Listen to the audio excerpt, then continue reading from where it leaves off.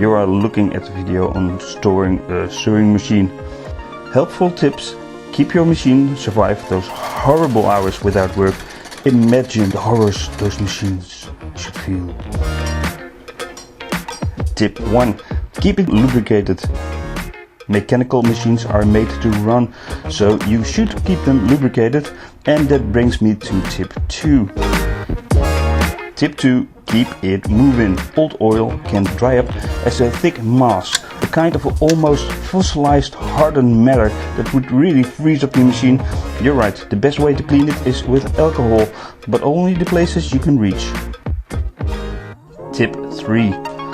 Lower the pressure foot to release the tension on the springs. And tip 4 is cover those lovely, precious, cute, tender and oh so charming pressure foot. You don't want it to be scratched by the feed dogs when you intentionally or accidentally move the machine. So put some fabric underneath the pressure foot.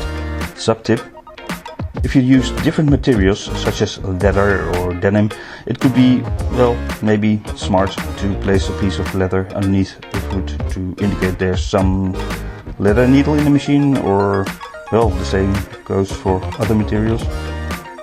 Other pros to cloth is that, hey, tip 5, the fabric will catch any oil or excessive grease that can accumulate over the years. If you don't have a factory-made dust cover or case, even a homemade cover will protect it against dust and stuff. That got me thinking.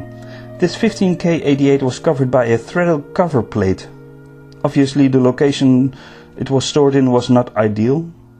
A proper location that will be, yes, that's tip number 7. As I talk, you can see this Singer 31 clone, stored only a few years in some cattle barn or some sort. This happens with manure or gases. Now we are at tip 8. Keep it dry. Condensation and metal usually don't mix well. Unless you stored it well oiled, I would say...